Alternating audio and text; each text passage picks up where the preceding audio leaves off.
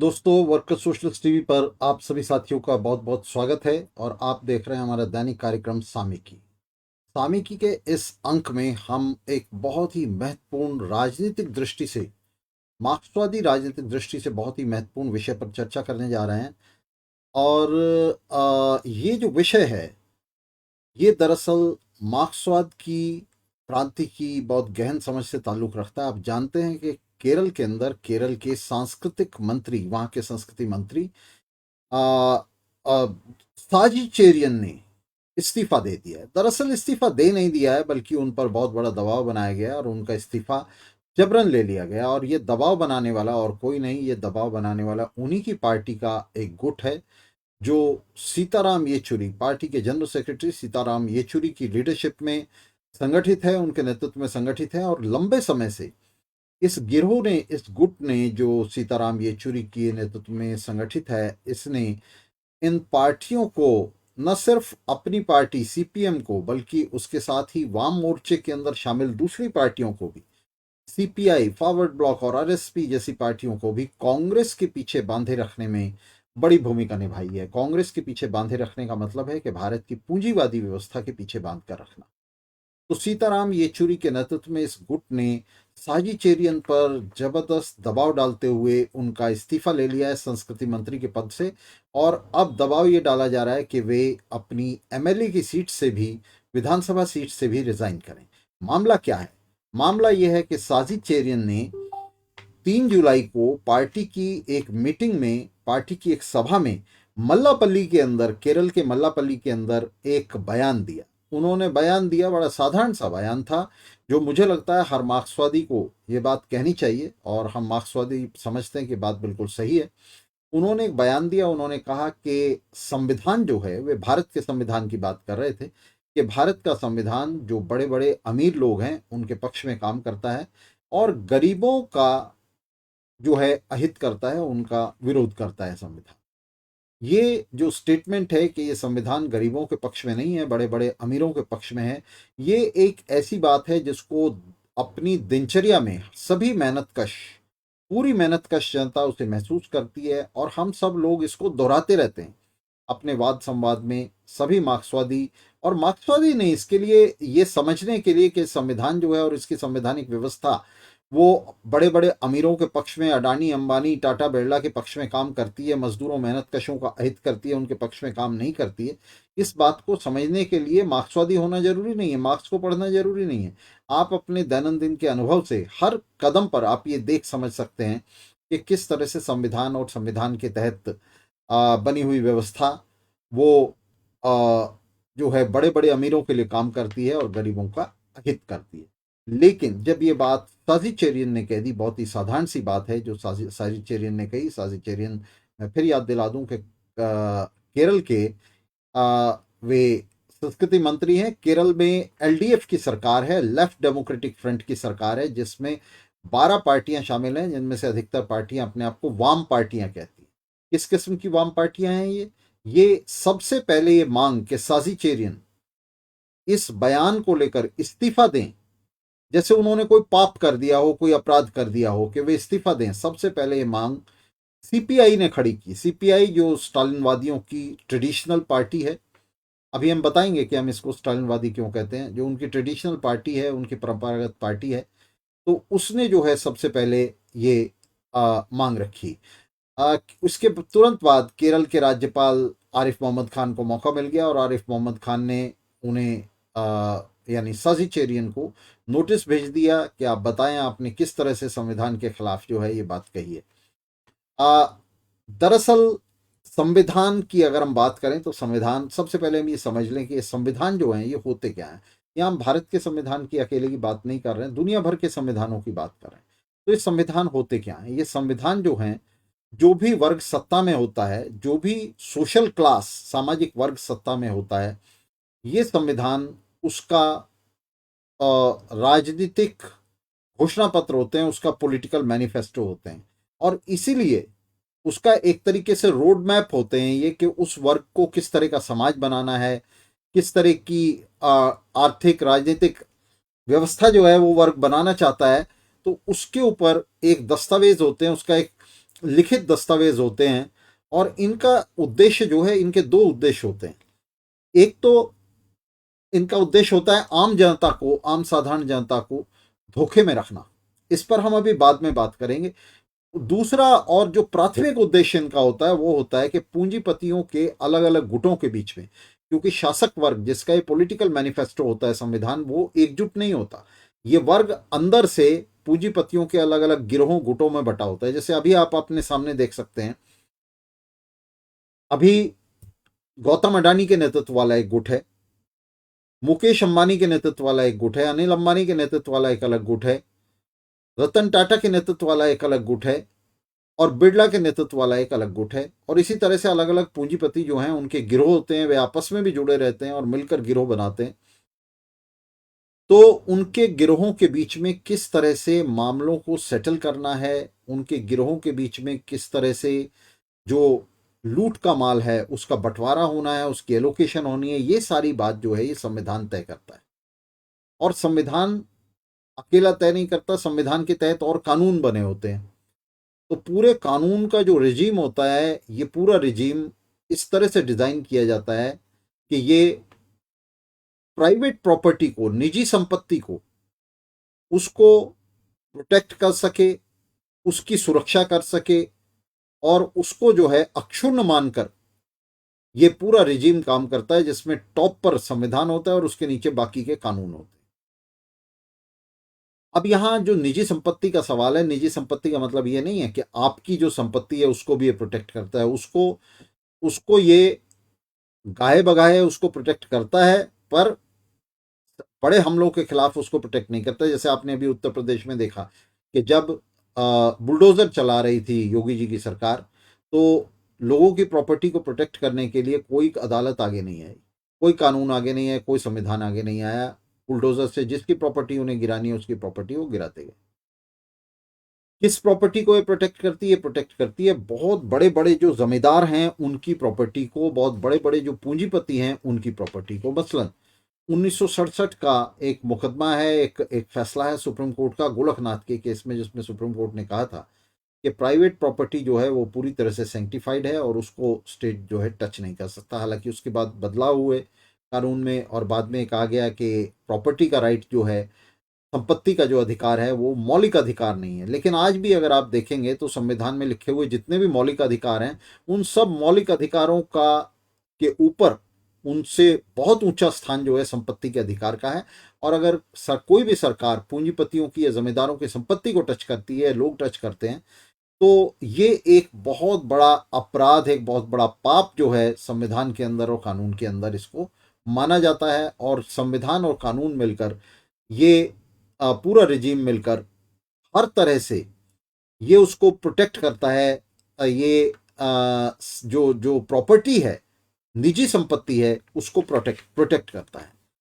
संविधान जो है अपने आप में, जैसा मैंने कहा कि किसी भी वर्ग के हाथ में जो शासन की सत्ता होती है, तो उसका एक रोड मैप होता है कि उसको किस तरह का समाज बनाना है, किस तरह की सत्ता बनानी है, किस तरह की राजनीति करनी है, इसका एक रोड मैप होता है।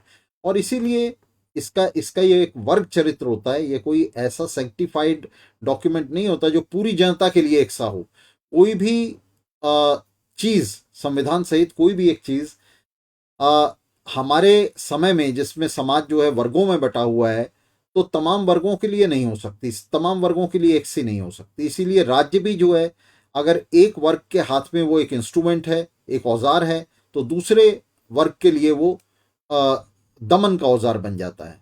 एक वर्ग के लिए अगर वो लोकतंत्र है, तो दूसरे वर्ग के लिए वो वंचना का, ठगी का एक यंत्र बन जाता है।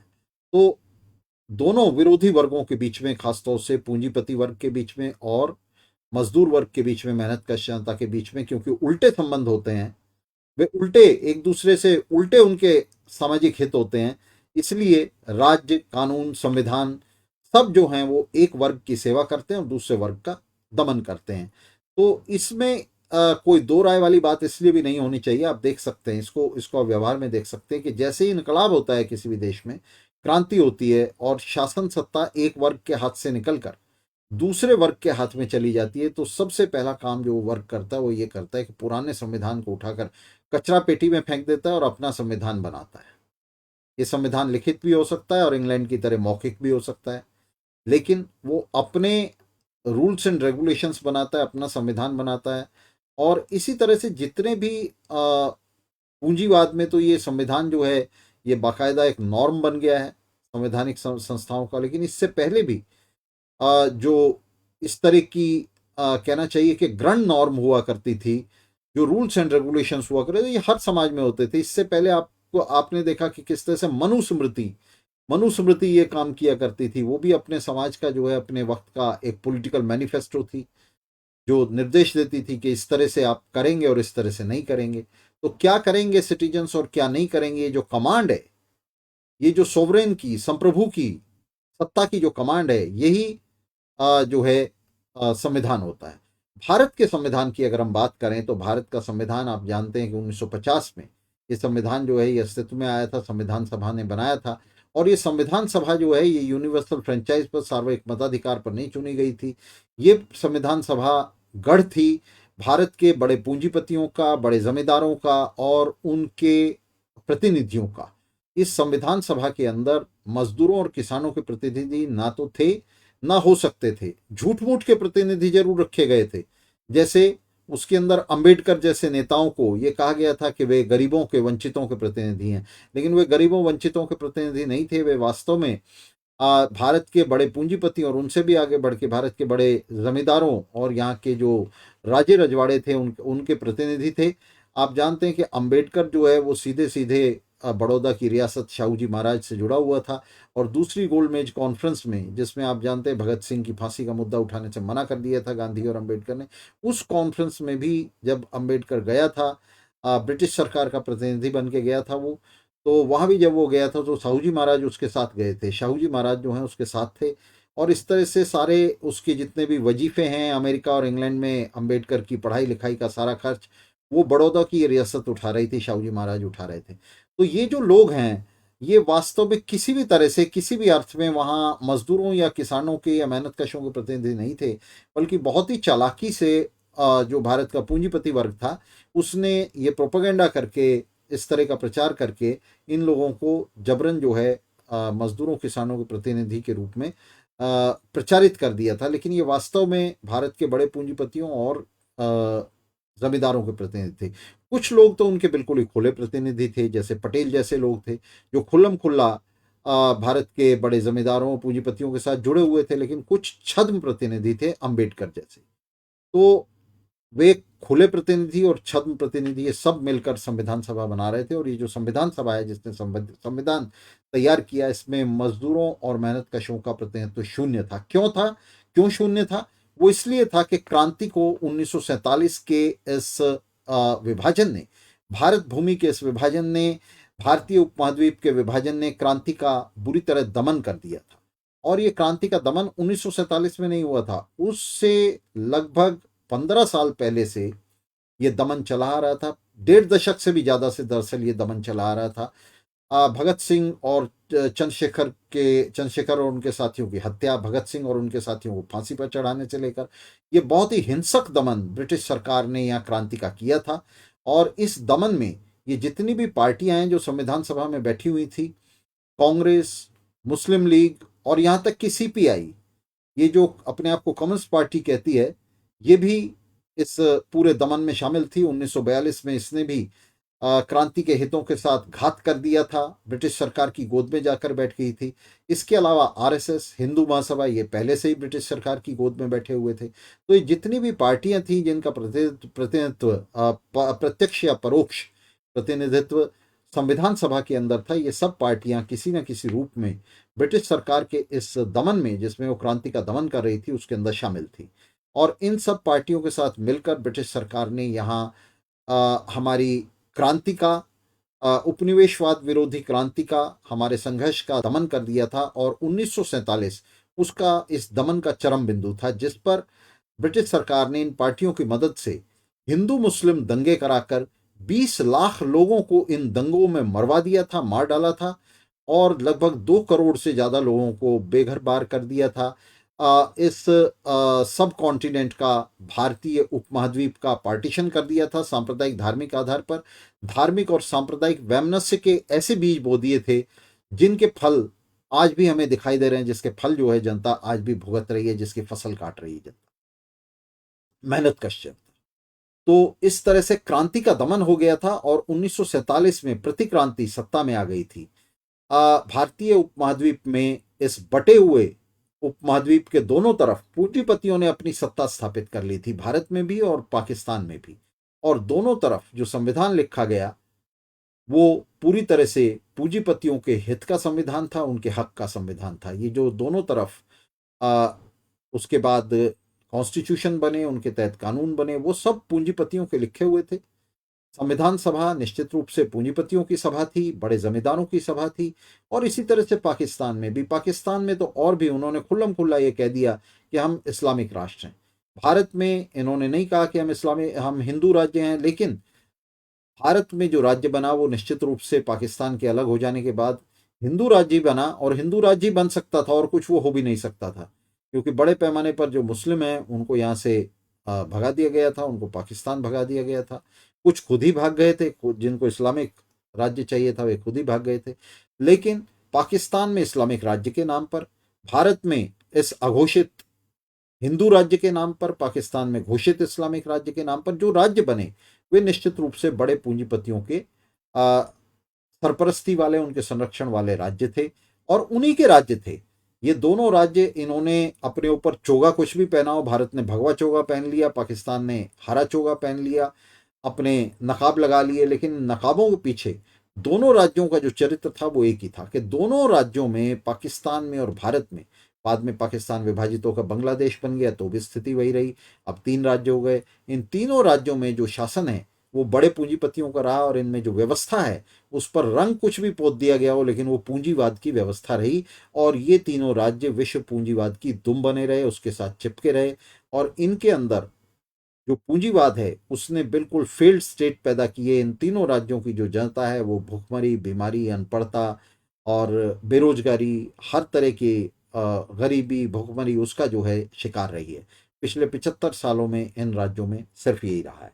अब साजी चेरियन ने, जो केरल के मंत्री हैं, उन्होंने, हम यहाँ कोई साजी चेरियन की हम कोई तारीफ नहीं कर रहे हैं, और साजी चेरियन कोई क्रांतिकारी नहीं है। साजी चेरियन इन पार्टियों के अंदर बैठे रहे हैं और वे इनकी इस सारी नौटंकी में और क्रांति के खिलाफ इनकी तमाम साजिशों में साजी चेरियन भी शामिल रहे हैं। लेकिन कभी कभी अपने काडरों को धोखा देने के लिए, अपने आप को ज़्यादा क्रांतिकारी दिखाने के लिए कुछ ऐसी बातें वे कह जाते हैं, अचेत रूप से कह जाते हैं, सचेत न रहते हुए कह जाते हैं, जिनका अपने आप में बड़ा भारी राजनीतिक महत्व होता है। और इसी तरह की बात साजी चेरियन ने कही कि भारत का संविधान गरीबों के हक में नहीं है, बड़े बड़े अमीरों के हक में, और उन्हीं के लिए काम करता है। ये एक ऐसी बात थी, इससे पहले भी सीपीएम नेता ईएमएस नंबूदरीपाद ने 1968 में ये कहा था, जिसके लिए उन्हें सजा भी हुई थी। उन्होंने कहा था एक लेक्चर में जो गोखले इंस्टीट्यूट में पुणे में उन्होंने दिया था, उसमें उन्होंने कहा था, यही बात कही थी उन्होंने, कि संविधान को इस तरह से बनाया गया है, उसका मैकेनिज्म संविधान का इस तरह का है जिसमें गरीब जनता को, आम साधारण आदमी को, उन्होंने कहा था कुछ नहीं मिल सकता। संविधान में जो चीजें एक हाथ से दी गई हैं वो दूसरे हाथ से ले ली गई हैं। मसलन देखिए, ये बात गलत नहीं कही थी ईएमएस नंबूदरीपाद ने, और ये बात साथी चेरियन ने भी गलत नहीं कही। ये जितने भी दुनिया के, भारत के संविधान की बात नहीं है, दुनिया के जितने भी संविधान हैं, पूंजीवादी संविधान हैं, अगर आप उन संविधानों को देखेंगे तो वो संविधान सब दो मुहे और दोगले और अंतर्विरोधी संविधान हैं। किस तरह से अंतर्विरोधी, किस तरह से हैं अंतर्विरोधी, दोगले और दो मुंहे इस तरह से हैं कि एक मुंह तो उनका जनता की तरफ है। उनके अंदर जो बातें लिखी गई हैं वे बहुत ही सोच समझ कर, अगर आप संविधान सभा की डिबेट्स पढ़ेंगे आप देखेंगे कितना सोच समझ कर बातें कही गई हैं। मसलन मैं आपको उदाहरण के लिए बताता हूँ, जब संविधान सभा में बहस हो रही थी और बोलने की आज़ादी का मामला आया कि बोलने की निर्बाध आज़ादी होनी चाहिए या उस पर पाबंदियां होनी चाहिए, तो अंबेडकर ने उसके अंदर ये कहा कि बोलने की आज़ादी निर्बाध नहीं होनी चाहिए, उस पर पाबंदियां होनी चाहिए, रेस्ट्रिक्ट किया जाना चाहिए, क्योंकि अगर बोलने की निर्बाध आज़ादी दे दी गई तो इसका उपयोग भारत में क्रांतिकारी कम्युनिस्ट कर सकते हैं। ये बात रिकॉर्ड पर है संविधान सभा की। उन्होंने कहा कि कम्युनिस्ट जो हैं इस निर्बाध आज़ादी का उपयोग कर सकते हैं और वे क्रांति कर सकते हैं। तो वे पूंजीपतियों जमींदारों को डरा रहे थे, संविधान सभा के अंदर उनको सचेत कर रहे थे कि बोलने की आज़ादी निर्बाध मत दो, उसके ऊपर रेस्ट्रिक्शन लगा दो। क्या रेस्ट्रिक्शन लगा दो? जैसे इमरजेंसी में बोलने की आज़ादी को ख़त्म किया जा सकता है, राष्ट्रपति शासन में बोलने की आज़ादी को ख़त्म किया जा सकता है, बोलने की आज़ादी पर ये जो हैं पाबंदियां होंगी। सरकार ऐसे कानून बना सकती है, काले कानून बना सकती है जिनसे बोलने की आज़ादी को रेस्ट्रिक्ट किया जा सकता है। आज AFSPA जैसे कानून, UAPA जैसे कानून, इससे पहले NSA जैसे कानून बनाए गए। तो ये तमाम कानून हैं जो बोलने की आज़ादी को न सिर्फ रेस्ट्रिक्ट करते हैं बल्कि उसका अपराधीकरण करते हैं, उसका क्रिमिनलाइजेशन करते हैं। तो आप देखिए किस तरह से जो फंडामेंटल राइट्स हैं, जिनको फंडामेंटल राइट कहते हैं, मूलभूत अधिकार, उन पर भी उनको भी पूरी तरह से न्यूगिटरी कर दिया गया, उनको भी पूरी तरह से खत्म कर दिया गया संविधान में। तो ये ऐसे ही नहीं कर दिया गया, बड़ा सोच समझ कर दिया गया है। और ये तय कर दिया गया संविधान में कि ये बोलने की जो आज़ादी है ये किसी भी तरह से मजदूरों मेहनतकशों को हासिल ना हो। मजदूर मेहनतकश कैसे बोल सकते हैं? टीवी, अखबार, जितने भी सिटीज़ के अंदर बड़े हॉल्स होते हैं जिनके बड़े बड़े किराए होते हैं, मोटे किराए होते हैं, तो वो सब जो है मजदूर और मेहनतकश जनता उनका इस्तेमाल नहीं कर सकती। मान लीजिए फिक्की का हॉल है, तो फिक्की के हॉल को मजदूर इस्तेमाल नहीं कर सकते। और इसी तरह से जितने भी शहर के अंदर बड़े बड़े हॉल्स, बड़ी बड़ी जगह होती हैं, उन पर मजदूर जो है अपना कार्यक्रम नहीं कर सकते। आप पार्क में या कहीं भी अपना कार्यक्रम करें तो पुलिस आ धमकती है, पुलिस कहती है कि ये पार्क जो है तो घूमने फिरने के लिए लोगों के, यहाँ आप जो है जनसभा नहीं कर सकते। तो मजदूर कहाँ करें? इसका मतलब ये जो बोलने का अधिकार मजदूरों को दिया है, इस अधिकार को पूरी तरह से नेगेट भी साथ ही कर दिया गया है, क्योंकि टीवी, अखबार और ये तमाम जो जगह हैं ये तो बड़े पूंजीपतियों के हाथ में है या उनकी सरकार के हाथ में है, सार्वजनिक क्षेत्र सरकार के हाथ में। तो ये अपने आप में जो बोलने का अधिकार है ये पूरी तरह से न्यूगेटरी हो गया। इसी तरह से देखिए कितनी मजे की बात है, देखिए कैसे दोगला और दो मुहा संविधान जो है भारत में नहीं तमाम दुनिया के अंदर तमाम पूंजीवादी देशों में इसी तरह से। आप देखिए आपका संविधान क्या कहता है, भारत का संविधान कहता है कि हम एक सेक्युलर जो है देश हैं, हम एक सेक्युलर स्टेट है। संविधान कहता है हम सेक्युलर स्टेट हैं, लेकिन इसी संविधान के तहत उन पार्टियों को इलेक्शन कमीशन रजिस्टर करता है जो खुल्लम खुल्ला जहरीली सांप्रदायिक पार्टी हैं, जो सेक्युलरिज्म को गाली देती हैं, खुल्लम खुल्ला धर्मनिरपेक्षता को गाली देती हैं।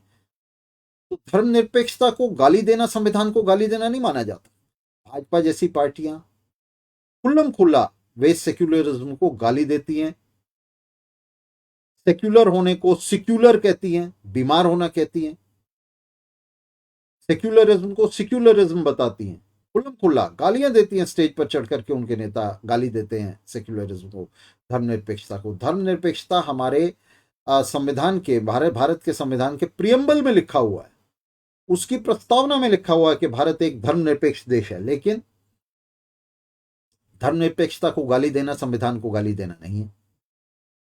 धर्मनिरपेक्ष देश है, संविधान धर्मनिरपेक्ष है, लेकिन इसी संविधान के तहत जो धार्मिक पार्टियां हैं, जहरीली सांप्रदायिक पार्टियां, धार्मिक पार्टियां नहीं बल्कि जहरीली सांप्रदायिक पार्टियां हैं, उनका रजिस्ट्रेशन होता है, वे चुनाव लड़ती हैं। और अंततः एक ऐसी पार्टी जो धर्मनिरपेक्षता को गाली देती है, जो खुलकर कहती है कि हम धार्मिक पार्टी, जो खुलकर कहती है कि हम हिंदू राष्ट्र बनाना चाहते हैं, एक पार्टी जो खुलकर कहती है कि हम खालिस्तान बनाना चाहते हैं, एक पार्टी जो खुलकर कहती है कि हम इस्लामिक राज्य बनाना चाहते हैं। तो भाजपा, अकाली दल, मुस्लिम लीग, ये तमाम पार्टियां जो इन्हें रजिस्टर करती है सरकार, इन्हें अनुमति देती है अपना प्रचार करने की, इन्हें अनुमति देती है चुनाव लड़ने की। तो देखिए सेक्युलर होना, सेक्युलरिज्म के जो प्रिंसिपल्स हैं उनको कैसे टारपीडो करती है। सरकारी टारपीडो करती है, सरकार के कानून टारपीडो करते हैं। जो रिप्रेजेंटेशन ऑफ पीपल्स एक्ट है उसमें कैसे रजिस्ट्रेशन होता है इन पार्टियों का, बताइए मुझे। अगर संविधान सेक्युलर है तो ये जो पार्टियां हैं, जो सांप्रदायिक पार्टी, इनका रजिस्ट्रेशन कैसे होता है, कैसे चुनाव लड़ती हैं, कैसे जहरीला सांप्रदायिक प्रचार करती हैं। तो ये है, आप देखिए संविधान कहता है कि हम एक फेडरल स्टेट हैं, हम एक संघवादी राज्य हैं, लेकिन आप तमाशा देखते हैं कि किस तरह से नई दिल्ली की सरकार जम्मू कश्मीर पे हमला करती है, लॉकडाउन कर देती है, वहां फौज भेज देती है और फौज जो है उसका कब्जा ले लेती है और इस राज्य को, जम्मू कश्मीर के राज्य को 3 टुकड़ों में तोड़कर रातों रात संविधान के अंदर बदलाव कर दिया जाता है और 3 टुकड़ों में तोड़कर उन्हें संघ शासित राज्य बना दिया जाता है, उन्हें यूनियन टेरिटरी में बदल दिया जाता है और फिर कहते हैं कि ये संघवादी राज्य है। और देखिए तमाशा, संविधान कहता है कि हम समाजवादी राज्य हैं और वास्तव में सरकार की जो तमाम नीतियां हैं वो नीतियां पूंजीपतियों के पक्ष में बनाई जा रही हैं। तमाम नीतियां ऐसी बनाई जा रही हैं जिससे सामाजिक विषमता दिन दूनी रात चौगनी बढ़ रही है। जो सोशल इनइक्वालिटी है वो तेजी से बढ़ती जा रही है। देखिए क्या दोगलापन है, देखिए किस तरह का पाखंड है संविधान के अंदर। संविधान कह रहा है कि ये सोशलिस्ट स्टेट है और डायरेक्टिव प्रिंसिपल्स, नीति निर्देशक तत्व जो हैं वो कह रहे हैं कि सरकार हर प्रयास करेगी जिससे ये सोशल इनइक्वालिटी या इकोनॉमिक इनइक्वालिटी कम हो। लेकिन हम क्या देख रहे हैं कि सरकार हर ऐसा प्रयास कर रही है जिससे ये सोशल और इकोनॉमिक इनइक्वालिटी बढ़े। हर ऐसा प्रयास कर रही है जिससे आपकी और हमारी जेब से सब कुछ निकल के आम आदमी को लूट कर उसे अडानी और अंबानी की तिजोरी में बंद कर दे। और इस संविधान की जो सुरक्षा करने वाली सुप्रीम कोर्ट है वो बैठकर तमाशा देख रही है। आप पिटीशन लगाइए, आप उसके पास जाइए, आप कहिए कि डायरेक्टिव प्रिंसिपल्स में तो ये लिखा है कि सरकार समाजवाद की तरफ बढ़ेगी और सरकार तो समाजवाद के विपरीत दिशा में जा रही है।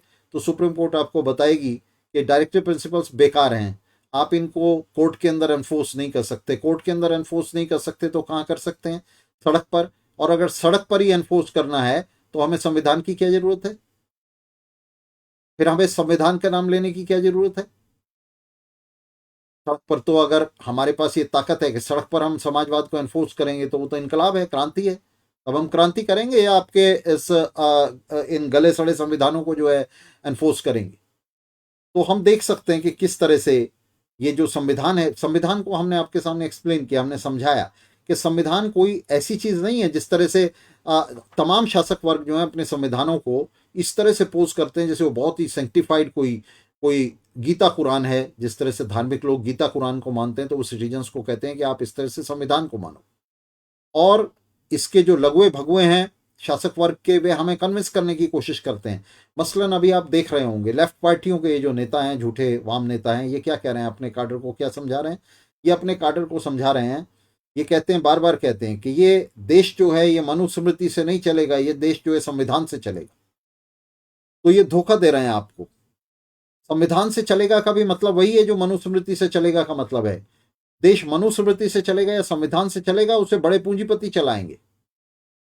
तो इस संविधान जो है ये कोई जनशास्त्र नहीं है, ये पूंजी शास्त्र है। ये बड़े बड़े पूंजीपतियों ने इस संविधान की रचना की है। जिस संविधान सभा ने बनाई है वो संविधान सभा जो है वो पूंजीपतियों और जमींदारों की संविधान सभा थी और उसके वो उन्हीं के हितों को जो है रिफ्लेक्ट कर रही थी, उन्हीं के हितों को प्रतिबिंबित कर रही थी। तो ये जो संविधान है जिसे संविधान सभा ने बनाया है, ये साजिद चेरियन बिल्कुल सही कह रहे हैं। जुलाई 3 को उन्होंने मल्लापल्ली की पार्टी मीटिंग में जो बयान दिया है कि ये संविधान बड़े बड़े पूंजीपतियों की उनकी सुरक्षा करता है और गरीब आदमी के खिलाफ है, उसके लिए कुछ नहीं करता है, तो ये बहुत हल्की बात उन्होंने कही है। बात तो इससे कहीं ज्यादा बड़ी है। बात तो ये है कि संविधान जो है ये राज करने का और दमन करने का, मेहनत का जनता पर एक इंस्ट्रूमेंट है, उसका एक औजार है। शासक वर्ग के हाथ में, आज बड़े पूंजीपतियों के हाथ में, अडानी अंबानी के हाथ में ये जो संविधान है ये एक औजार है जिसके जरिए वे भारत के अंदर अपने राज्य को चलाते हैं। उसकी चाबी है, ये उस राज्य को चलाने की है, उसकी चाबी है। लेकिन इन पाखंडियों ने, ये जो सीताराम येचुरी, डी राजा, दीपंकर भट्टाचार्य जैसे जो पाखंडी हैं, इन्होंने इसे एक होली टेक्स्ट बना दिया है और संविधान के खिलाफ बोलने को रूलिंग क्लास के साथ मिलकर इन्होंने उसे ब्लास्फेमी का एक्ट बना दिया है। एक ऐसा एक्ट बना दिया है जिसमें वे कहते हैं कि इससे ओहो संविधान के खिलाफ मत बोलना, ईश निंदा हो जाएगी। जैसे धार्मिक लोग कहते हैं ना कि ईश निंदा हो जाएगी और आपको फांसी दे दी जाएगी, उसी तरह से ये कहते हैं संविधान के खिलाफ मत बोलना। और संविधान के खिलाफ मत बोलना एक बात है, ये लोग तो एक और आजकल कांड कर रहे हैं। ये तीनों पार्टियां और इनके नेता मिलकर, सीपीआई, सीपीएम और सीपीएम में लिबरेशन मिलकर, लिबरेशन ने मुहिम शुरू की थी। इन्होंने एक मुहिम छेड़ी हुई है, संविधान बचाओ, संविधान बचाओ। संविधान बचाओ का मतलब है पूंजीवाद बचाओ। संविधान ही पूंजीवाद है और पूंजीवाद ही संविधान है। पूंजीवाद की व्यवस्था का उसका घोषणा पत्र है, उसका मैनिफेस्टो है संविधान। तो संविधान बचाओ का मतलब है पूंजीवाद बचाओ। देखिए, कोई भी संविधान अपने टेक्स्ट में, कोई भी संविधान ना तो ये लिखता है ना लिख सकता है कोई संविधान कहता है कि हम पूंजीवादी संविधान है। दुनिया के किसी संविधान ने आज तक ये कहा कि हम पूंजीवादी संविधान है। अगर कोई भी संविधान ये कह दे, कोई भी राज्य ये कह दे कि हम पूंजीवादी राज्य हैं, हम पूंजीवादी संविधान है, तो मेहनत कश जनता उसे पलक झपकते उखाड़ कर फेंक देगी। तो मेहनत कश जनता को धोखा देता है। संविधान कहता है कि हम जनता का संविधान है, संविधान कहता है कि हम समाजवादी संविधान है, लेकिन वास्तव में वो पूंजीवाद की पूरी व्यवस्था को, उसको प्रोटेक्ट करता है। अब वो कैसे प्रोटेक्ट करता है? अगर आप संविधान को ध्यान से पढ़ेंगे, जो कानून जानते हैं, जो उसे पढ़ना जानते हैं, वे आपको बता सकते हैं, हम आपको बता सकते हैं बहुत अच्छी तरह कि संविधान जो है वो, हर संविधान, हर पूंजीवादी संविधान दो मुहा संविधान होता है। एक वो एक नकली भाषा बोलता है, एक झूठी भाषा बोलता है, जिसमें वो कहता है कि हम सेक्युलर हैं, जिसमें वो कहता है कि हम सोशलिस्ट हैं। लेकिन जब आप उसे ध्यान से पढ़ेंगे तब आपको पता चलेगा कि वो किस तरह से अपने आप को सोशलिस्ट भी कहता है और निजी संपत्ति की सुरक्षा भी करता है, निजी संपत्ति को सेंक्टिफाइड भी बताता है। तो निजी संपत्ति के रहते कैसा कैसा समाजवाद हो सकता है? तो समाजवाद जो है वो खिल्ली ठट्ठे के लिए है। समाजवाद जो है वो एक प्रहसन होता है बुर्जुआ संविधानों के अंदर, और उसकी जो आत्मा होती है, उसका जो जिस्ट होता है, वो होता है निजी संपत्ति की सुरक्षा। तो आप समाजवाद को पढ़कर संविधान में आप खुश हो सकते हैं, अपना मन बहला सकते हैं। उसकी प्रस्तावना को पढ़िए, देखिए सभी जगह प्रस्तावना लिखी होती है। और ये जितने नकली समाजवादी हैं, जितने भी ये झूठे समाजवादी हैं, झूठा वाम है, इसके नेता आपको वो प्रस्तावना पढ़ पढ़ कर सुनाते हैं। आपने देखा होगा पीछे लिबरेशन जैसी पार्टियों ने इस प्रस्तावना का पाठ किया था, सीपीआई सीपीएम ने वे प्रस्तावना का पाठ करते हैं। वे उसके उन हिस्सों का पाठ क्यों नहीं करते जिनके अंदर निजी संपत्ति को सुरक्षा दी गई है, जिसके अंदर निजी संपत्ति को सेंक्टिफाई किया गया है? संविधान दरअसल वो पार्ट हैं जिनको अदालत में लागू कराया जा सकता है।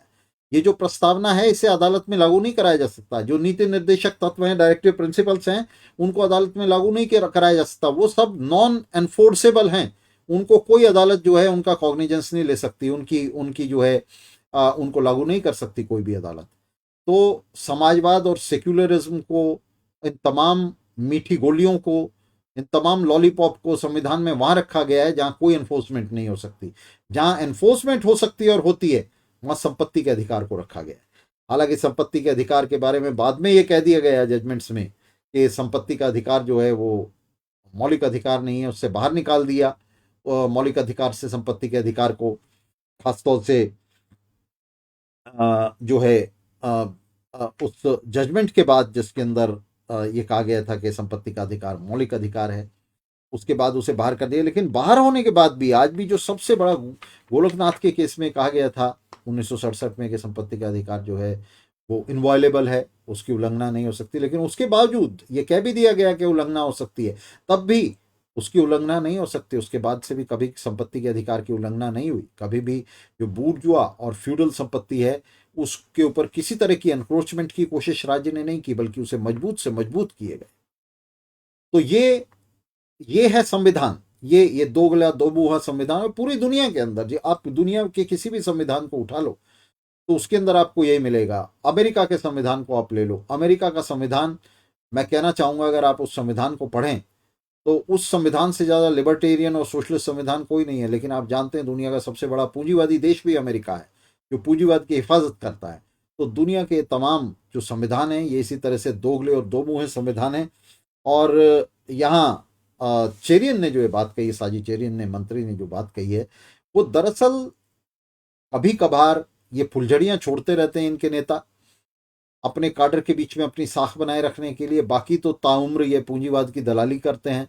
जिस सीपीएम पार्टी से संबंध रखते हैं साजी चेरियन, उस सीपीएम पार्टी ने भारत में न्यू लिबरल रिजीम को, नव उदारवादी रिजीम को, यानी पूंजीवाद को स्थापित करने में बहुत बड़ी भूमिका निभाई है।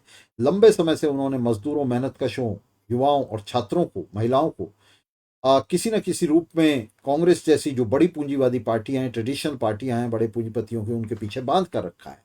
उसके बावजूद जब ये कभी कभार ऐसी बातें कहते हैं तो उनका कोई अर्थ नहीं होता, उनका कोई मतलब नहीं होता। उनका मतलब सिर्फ इतना ही होता है कि अपने काडर को उसमें धोखा दे रहे होते हैं। तो ये बिल्कुल स्पष्ट है। और ये जो इनकी नीति है, ये जो कम्युनिस्ट पार्टियां अपने आप को कहती हैं, दरअसल ये कम्युनिस्ट विरोधी पार्टियां हैं हम इनको कांग्रेस कम्युनिस्ट पार्टियां कहते हैं, संशोधनवाद की पार्टी हैं, ये स्टालिनवाद की पार्टी हैं। स्टालिन ने जो सबसे बड़े संशोधन पेश किए थे वो यही किए थे, उसने मेंशेविक नीति को अपना लिया था। ये पार्टियां उसी मेंशेविक नीति पर चलती हैं जो जो कहती है कि क्रांति जो है वो दो चरणों में बटी हुई है, आज जनवादी क्रांति और कल समाजवादी क्रांति। और ये जो कल है, आने वाला कल है, आप जानते हैं कभी नहीं आता, ये सुदूर भविष्य के लिए, एक अनिश्चित भविष्य के लिए, एक अनंत भविष्य के लिए समाजवादी क्रांति को, सर्वहारा क्रांति को स्थगित करते हैं। और ये पार्टियां कहती हैं कि आज हम जनवादी क्रांति के दौर से गुजर रहे हैं, जिसमें संविधान जो है वो हमारा सर्वोच्च आदर्श है। संविधान को, बूर्जुआ संविधान को, पूंजीवादी संविधान को इन्होंने सर्वोच्च आदर्श बना दिया है। ये जब जनवाद की बात करती हैं, लोकतंत्र की बात करती हैं, तो ये नहीं बताती कि ये लोकतंत्र जो है ये पूंजीवादी लोकतंत्र की बात कर रही हैं, उसे उसके सामने क्वालिफिकेशन नहीं जोड़ती, उसे ये पूंजीवादी लोकतंत्र को लोकतंत्र के तौर पर प्रचारित करती हैं जैसे जनता का लोकतंत्र हो। और इसी तरह से संविधान को, जब ये संविधान के बारे में बात करती हैं तो उसे पूंजीवादी संविधान नहीं कहती, बूर्जुआ संविधान नहीं कहती, बूर्जुआ राज्य का संविधान नहीं कहती, उसे संविधान कहती हैं। और संविधान का जो प्रियम्बल है, उसकी जो उसका जो प्रस्तावना है उसे पढ़ना शुरू कर देती हैं, तो झूठ का प्रचार करती हैं। संविधान वास्तव में, ये जो राज्य और संविधान है, जिस लोकतंत्र और संविधान की बात कर रही होती हैं, झूठी वाम पार्टियां, बूर्जुआ पार्टियां उनके स्वर में स्वर मिला रही होती हैं बूर्जुआ पार्टियों के। ये वास्तव में इस संवैधानिक व्यवस्था के पीछे, इस बूर्जुआ लोकतंत्र के पीछे छिपा हुआ जो पूंजीपतियों की, बड़े पूंजीपतियों की तानाशाही है, जिसके बारे में मार्क्स ने कहा था कि बूर्जुआ लोकतंत्र पूंजीवादी लोकतंत्र और कुछ नहीं, बड़े पूंजीपतियों की छद्म तानाशाही है, उनकी छिपी हुई तानाशाही है। यानी उनकी नंगी तानाशाही पर लोकतंत्र और संविधान, संवैधानिक व्यवस्था एक रेशमी पर्दा है, सिर्फ पर्दा है वे, उनका कोई रोल नहीं होता, उनकी कोई भूमिका नहीं होती। पूंजीपतियों की इस नंगी तानाशाही पर, पूंजीवाद पर वे एक रेशमी पर्दा, पूंजीपति जो है डाल देते हैं मेहनत कशजता को धोखा देने के लिए। और इस पर्दे की जो है ये पार्टियां इसका महिमा गान कर रही हैं, इसका महिमा मंडन कर रही हैं, और इस पर्दे को बनाए रखने में ये पार्टियां अपनी भूमिका अदा कर रही हैं।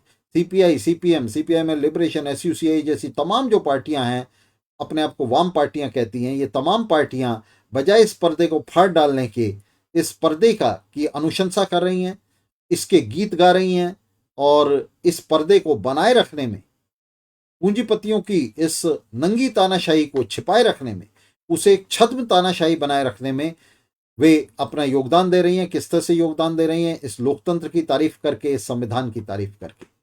तो संविधान और लोकतंत्र के पर्दे के पीछे इस नंगी तानाशाही को छिपाकर वे अपना योगदान दे रही हैं। वे ये नहीं बता रही हैं, इस बात को छिपा रही हैं कि संविधान पूंजीवादी संविधान है दुनिया भर में, और दुनिया भर में ये जो लोकतंत्र हैं ये पूंजीवादी लोकतंत्र हैं, पूंजीपतियों की तानाशाही वाले लोकतंत्र हैं। जनवाद के नाम पर लोकतंत्र विरोधी पूंजीपतियों की इस छद्म तानाशाही का वे समर्थन करती हैं, और उसे लोकतंत्र बताकर वे प्रचारित करती हैं। पूंजीपतियों की नेतृत्व वाली ये संवैधानिक व्यवस्था बूर्जुआ लोकतंत्र की प्रतिरक्षा को अपना सर्वोच्च लक्ष्य बताती है, और इस सर्वोच्च लक्ष्य को बनाने में ये जो वाम पार्टियां हैं, लेफ्ट की पार्टियां हैं, ये अपना बड़ा योगदान इसके अंदर दे रही हैं। कई पीढ़ियों को पूरी तरह से इन छद्म पार्टियों ने, इन झूठी वाम पार्टियों ने क्रांतिकारी मार्क्सवाद और अक्टूबर क्रांति की अनिवार्य शिक्षाओं और निष्कर्षों से पूरी तरह से वंचित कर दिया है। इस तरह के अभियान चलाकर, संविधान बचाओ जैसे मूवमेंट चलाकर इन्होंने उनको पूरी तरह से डिरेल कर दिया है, पटरी से उतार दिया क्रांतिकारी आंदोलन को, और कई जनरेशन्स की, कई पीढ़ियों की आंख पर पूरी तरह से पट्टी बांध दी है। उन्हें ये देखने से रोक दिया है कि अक्टूबर क्रांति के क्या निष्कर्ष थे, अक्टूबर क्रांति के क्या लेसन्स थे, क्या उसकी शिक्षाएं हैं। उनका मुख्य कार्यक्षेत्र इस समय, इन पार्टियों का जो मुख्य कार्यक्षेत्र है वो बूर्जुआ संस्थाएं बनकर रह गई हैं, संसद और विधानसभाएं बनकर रह गई हैं, और चुनाव जीतना उनका सर्वोपरि लक्ष्य हो गया है। जनवाद बचाने और फांसीवाद को हराने के नाम पर इन पार्टियों ने मजदूरों और युवाओं को कांग्रेस, राजद, सपा, बसपा और टीएमसी जैसी पार्टियों के घोर दक्षिणपंथी, घोर बुर्जुआ पार्टियों के, घोर पूंजीवादी पार्टियों के पीछे बांधे रखा है लंबे समय से। वाम को, दरअसल उन्होंने पूरे वाम शिविर को दक्षिण पंथ की रखेल बनाकर रख दिया, उसकी बांदी बनाकर रख दिया है। सीताराम येचुरी, सीपीएम के अंदर भी, सीपीएम अपने आप में एक स्टालिनवादी पार्टी है और बहुत ही गली सड़ी पार्टी है। वो जो अपने आप को मार्क्सवादी कहती है, कंधे पर लाल झंडा रखती है, लेकिन वास्तव में उस लाल झंडे से वो सोनिया गांधी और मनमोहन सिंह जैसे नेताओं की खड़ाऊ साफ करती है। उस गली सड़ी सीपीएम के अंदर भी जो सबसे गला सड़ा हिस्सा है, उसकी लीडरशिप सीताराम येचुरी जैसे नेता करते हैं, और वे उस हिस्से का प्रतिनिधित्व करते हैं जो खुल्लम खुल्ला बूर्जुआजी का दलाल है। सीपीएम में हरकिशन सिंह सुरजीत जैसे गले सड़े नेताओं का वे एक तरह से अवतार हैं, जिन्होंने जीवन भर बूर्जुआजी की सेवा की और बूर्जुआजी ने उसके लिए उन्हें महिमा मंडित किया, उन्हें उन्हें पुरस्कृत किया। सीताराम येचुरी को बूर्जुआजी ने जो है उनको बेस्ट पार्लियामेंटेरियन का, सबसे बढ़िया सांसद होने का पुरस्कार जो है उनको दिया। वाम का संकट, वास्तव में आज जो वाम का संकट है, जिसमें एक एक करके उसकी सरकारें गिर गई हैं, पश्चिम बंगाल से उखड़ गई, त्रिपुरा से उखड़ गई, और पूरे देश से उनका सुपड़ा साफ हो गया। सिर्फ केरल में बची हुई है, वो भी जाती हुई सरकार है। तो वाम का ये जो संकट है, ये दरअसल आधिकारिक वाम की सड़न का, इसी सड़न का संकट है, जिसमें पूरा ये ऑफिशियल लेफ्ट जो है आधिकारिक वाम सड़ता जा रहा है। बंगाल, केरल और त्रिपुरा में सरकारें पूरी तरह से मजदूर वर्ग को, मेहनत कश जनता को धोखा देती रहीं। आपको याद होगा किस तरह से सिंगूर और नंदीग्राम में इन लोगों ने बड़े पूंजीपतियों की मदद करने के लिए, उनके नाम पर ज़मीनें छीनने के लिए, टाटा के लिए, टाटा का कारखाना लगाने के लिए ज़मीनें छीनने के लिए मजदूरों पर जो है, किसानों पर गोलियां चलाई, उन पर लाठी गोली से दमन किया। तो उसी तरह की नव उदारवादी नीतियां, जिस तरह की नव उदारवादी नीतियां दूसरी बूर्जुआ पार्टियां लागू करती रही हैं, उन्हीं नव उदारवादी नीतियों को ये वाम पार्टियां भी अपने शासन वाले राज्यों के अंदर उनको लागू करती रही हैं, और खुल्लम खुल्ला ये संविधान का, संवैधानिक व्यवस्था का और बूर्जुआ लोकतंत्र का पूरी तरह से समर्थन करती रही हैं। और अब तो खुल्लम खुल्ला ये मुहिम चला रही हैं, संविधान बचाओ, देश बचाओ, संविधान बचाओ। तो ये बहुत ही खतरनाक मुहिम है। देश बचाओ, देश क्या है? ये जो देश है, ये पूंजीपतियों का, पूंजीपतियों की, ये जितने दुनिया के अंदर देश हैं, ये सब पूंजीपतियों की चरागाह हैं। पूंजीपतियों के जो गिरोह हैं, उन्होंने इन देशों की कमान अपने हाथ में ली हुई है, जहां उन्होंने मेहनत का जनता को अपने बाड़ों में भेड़ों की तरह घेरा हुआ है। और उन देशों को बचाने के लिए, उन संविधानों को बचाने के लिए ये बेशर्म लेफ्ट पार्टियां मुहिम चला रही हैं, इनके दलाल नेता उसके लिए मुहिम चला रहे हैं। तो ये जो पार्टियां हैं और इनके नेता हैं, ये वास्तव में पूंजीवाद की हिफाजत में डटे हुए उसके सुरक्षा गार्ड हैं, उसके चौकीदार हैं। और ये दरअसल ये पार्टियां पूंजीवाद की और पूंजीवादी जनवाद की बायां बाजू बनी हुई हैं। बाईं तरफ से ये उसे सुरक्षा दे रही हैं। दाईं तरफ से आरएसएस, संघ परिवार और कांग्रेस जैसी, सपा और बसपा जैसी पार्टियां उसकी सुरक्षा कर रही हैं, और उसके बाएं दरवाजे पर, बाएं गेट पर, बाएं मेन गेट पर ये पार्टियां पहरा दे रही हैं। अपने अपने समर्थकों को इन्होंने उनको इस समझ से लैस किया है कि उनका काम इस संवैधानिक व्यवस्था के बाएं दरवाजे पर, उसके लेफ्ट गेट पर सुरक्षा गार्ड बन करके डटे रहना है और क्रांति के खिलाफ उसकी हिफाजत करना है। लाल झंडे का पोछा बनाकर ये बूर्जुआ नेताओं की खड़ाऊ झाड़ रहे हैं, और युवा कैडर को निश्चित रूप से वे उसके पीछे बांध रहे हैं।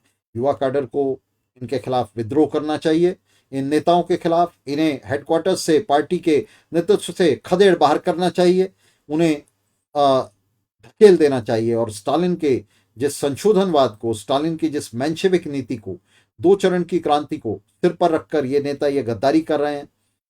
ये जो इनका नारा है कि आज जनवाद और कल समाजवाद, इसे पूरी तरह से खारिज कर देना चाहिए युवा कैडरों को, और उन्हें सर्वहारा समाजवादी क्रांति के लिए लड़ना चाहिए। ये जो जनवादी कार्यभार हैं, ये सर्वहारा समाजवादी क्रांति ही पूरे कर सकती है। ये जनवादी कार्यभार बूर्जुआ संविधान के तहत और बूर्जुआ संवैधानिक व्यवस्था के तहत पूरे नहीं हो सकते। सीताराम येचुरी और सोनिया गांधी का जो कॉम्बिनेशन है, वो भारत के अंदर जनवादी कार्यभारों की पूर्ति नहीं कर सकता। इन जनवादी कार्यभारों की पूर्ति भी सर्वहारा समाजवादी क्रांति ही करेगी। तो इस बात को समझते हुए निश्चित रूप से हमें इसके अंदर दखल देना चाहिए, यानी युवाओं को, छात्रों को, मजदूरों और मेहनतकशों को इसके लिए दखल देना चाहिए। और हमें समझ लेना चाहिए कि बूर्जुआ संविधान और बूर्जुआ लोकतंत्र की हिफाजत का, उसके समर्थन का जो नतीजा हमारे सामने आया, 75 साल ये जो कुनीति, कुत्सित नीति इन पार्टियों ने, घृणित पार्टियों ने, सीपीआई, सीपीएम और सीपीआईएमएल लिबरेशन जैसी पार्टियों ने लागू की है, उसी का नतीजा है कि आज फांसीवाद ने सामने आकर जो है वो सत्ता संभाल ली है। सत्ता जो है उनके हाथ में चली गई है। ये लोग नारा लगाते रह गए, ये लोग आपको धोखा देते रह गए कि हम फांसीवाद को रोकने के लिए कांग्रेस का समर्थन कर रहे हैं, हम फांसीवाद को रोकने के लिए जनवादी क्रांति कर रहे हैं। लेकिन इनकी जनवादी क्रांति का अंत जो है नरेंद्र मोदी और अमित शाह की दहलीज पर जाकर हुआ है।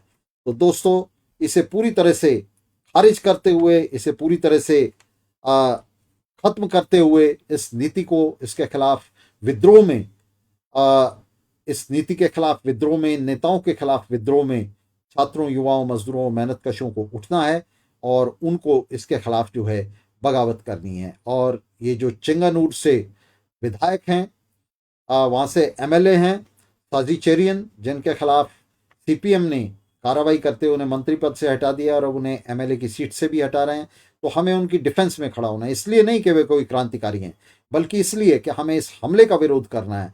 कड़ी निंदा कीजिए, कड़ी निंदा कीजिए सीताराम येचुरी की और सीपीएम के काडर का, उस काडर का जो ईमानदारी से क्रांति के लिए आया। उसका हम आह्वान करते हैं यहाँ कि वो सीताराम येचुरी, प्रकाश करात और इन दलालों की लीडरशिप को सीपीएम से उखाड़ फेंके, सीपीआई के उन नेताओं को भी उखाड़ फेंके सीपीआई की लीडरशिप से, जिन्होंने साजी चेरियन को इस आधार पर पार्टी से बर्खास्त करने की मांग की है, इस आधार पर उन्हें मंत्रिमंडल से बर्खास्त करने की मांग की है कि उन्होंने संविधान के खिलाफ जो है बयान दिया है। उन्होंने वास्तव में संविधान के खिलाफ कोई बयान नहीं दिया है, बल्कि संविधान को एक तरह से बूर्जुआ संविधान को उन्होंने एक्सपोज किया है, उसको उन्होंने उसके वर्ग चरित्र पर खुलासा किया है। और हम इसका पूरी तरह से समर्थन करते हैं साजी चेरियन की इस बात का, और इस समर्थन के लिए हम युवाओं का आह्वान करते हैं। और जो नेता साजी चेरियन को मंत्रिमंडल से, पार्टी से और विधानसभा की सीट से बाहर करने की जिन्होंने मांग की है, तो युवाओं का कर्तव्य है, युवा काडरों का कर्तव्य है, अगर वे कम्युनिस्ट हैं तो इन नेताओं के इस्तीफे की तुरंत मांग करें और इन्हें खदेड़ बाहर करें पार्टियों से। ये जो सीताराम येचुरी, डी राजा और प्रकाश करात जैसे नेता हैं, भट्टाचार्य जैसे नेता हैं, दीपंकर भट्टाचार्य जैसे नेता हैं, जो संविधान बचाओ और देश बचाओ की मुहिम चला रहे हैं, इनको तुरंत ही खदेड़ दें और भारत के अंदर समाजवादी क्रांति के लिए, उसके लिए जो नींव रखी जा रही है, डब्ल्यूएसपी जिस नींव को रख रही है, डब्ल्यूएसटीवी जिस नींव को रख रहा है, उसके चारों तरफ, उसके इर्द गिर्द इकट्ठा हों और क्रांति के लिए संघर्ष शुरू करें। बहुत बहुत धन्यवाद दोस्तों साथ रहने के लिए, बहुत शुक्रिया। क्रांति की ये ललकार जारी रहेगी, क्रांति का ये आह्वान जारी रहेगा और हम आपसे मिलते रहेंगे, संघर्ष करते रहेंगे।